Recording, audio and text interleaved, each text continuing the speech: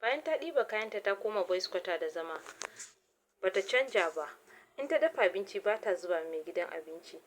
In kanwar ta ce za ta saka mishi, za ta ce a'a, ta daina shiga cikin harkar gidanta da mai gidanta, ba ta aike ta zuba mishi abinci ba.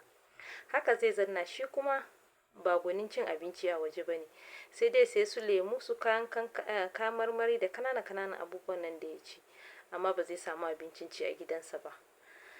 Tana jira ya zo ya roke ta kafin ta koma. Shi kuma ce zagin iyayen shi da ta yi ba zai taɓa rokanta ba. Don kullum tana zagin shi bai damu ba, mutum da ta haura har da zagin iyayensa, wannan kan gaskiya ba zai bari ba.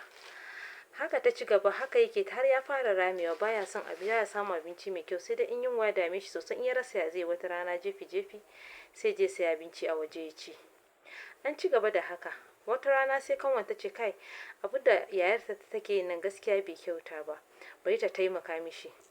A ɓoye wata rana in ta dafa abinci sai ta ɗauka sai ta bashi, ba tare da sanin yayarta ba.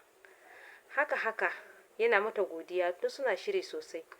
Ita ta karanta accounting ne, shi ma accountant ne a inda yake aiki. So tun yayar tana gefen tana cikin main gida din, wata suna zama suna magana yana ta fannin aikin da yake yi, da ita kuma fannin karatun da take, yana koya mata wasu abubuwa, yana gagga mata wasu abubuwa dai haka akan harkan da yake yi. An ci gaba da zama haka, ita kuma tana nan tana boys quarter, tana nan tana masifanta. Ana nan haka, sai kanwan suka fara shakuwa da mai gidan, da yake tana kyautata mishi, tana kawo mishi abinci a ɓoye ba tare da sanin yayarta ba.